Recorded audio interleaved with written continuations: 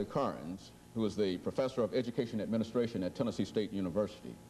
Welcome to Black Pulse, Dr. Carnes. Thanks for inviting me, Dr. Haney. Dr. Carnes, in our introduction, we mentioned the fact that large numbers of newly trained teachers are leaving the state because of what we call the brain drain.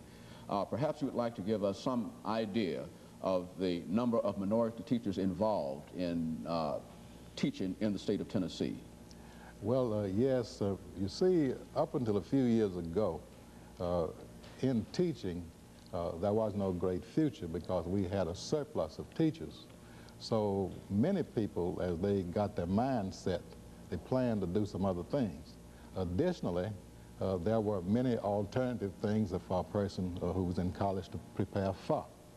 But more recently, there has become a shortage at the teaching level. And with this shortage, all the school systems in this country need teachers. They need minority teachers. They need good minority teachers. So the ones who are able to pass the testing programs generally have several offers, and many of them are in several places in the United States, and many of them with attractive salaries. Not long ago, we talked about competence examinations in higher education as well as in teacher education, Dr. Carnes. And we also talked about standardized tests.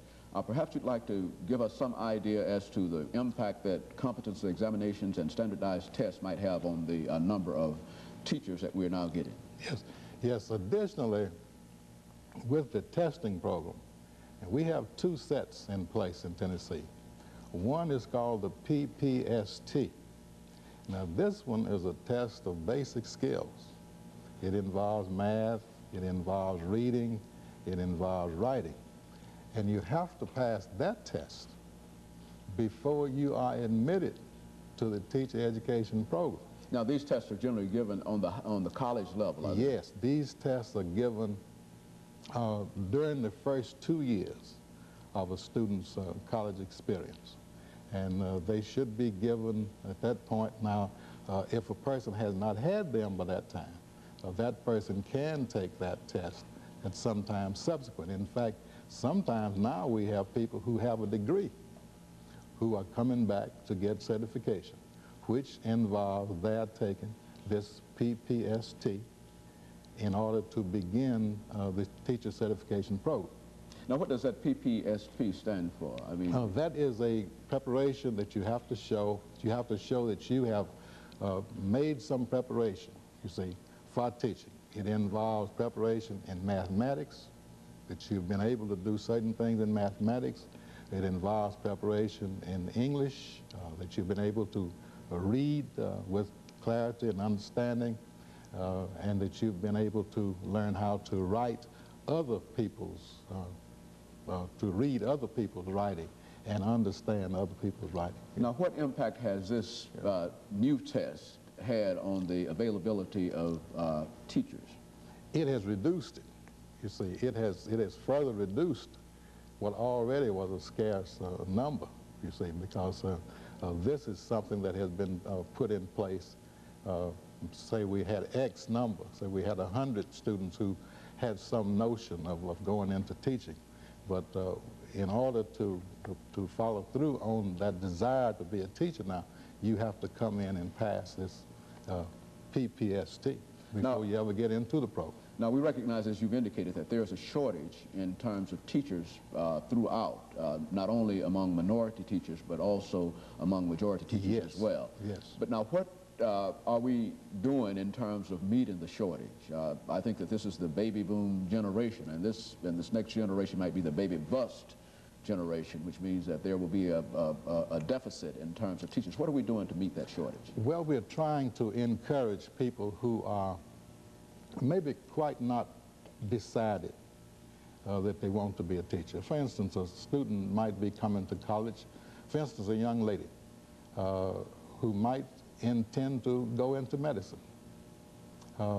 We tell a person who might be entering into pre-med or pre-law, it would not be a bad idea to give teaching a thought and to make some preparation for this just in the event that you have a change of plans. I mentioned a young lady because we had one this year who was a good student in chemistry. but who did get in love her senior year and who is getting married and now has decided that she would like to be a teacher. Now she's going to, with a baccalaureate degree, have to go through this teacher training program, take this PPST that we are talking about, which she could have taken, say, a year ago. But in her case, I think she's going to successfully do all right in it. Well, it seems with all of the obstacles and in terms of meeting specific requirements in the teaching profession and the need to increase the number of teachers, it seems that we are sort of caught between the rock and a hard place in reference to this. Yes, yes, we are.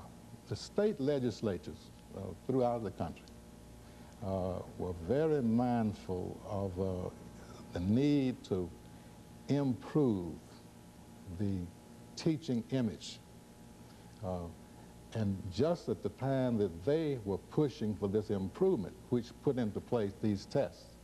Now, I've mentioned the PPST. There's also a whole NTE battery. That's the National Teacher Examination battery that you take after you get into the teacher program in order to get out of the teacher training program before you get your certification. So all these tests have been placed by state legislatures.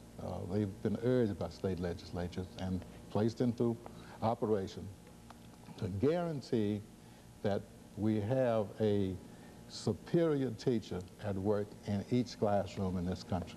Well, now, we've got about 2 minutes before this segment will end, Dr. Carnes. Let us talk about some of the opportunities that are available for people wishing to go into teaching now. As you indicated earlier, when you first started, about the only prospect for a black with a college degree was to teach, but there are many more opportunities. Now, given those facts, what would you say to encourage youngsters to become involved in teaching once more?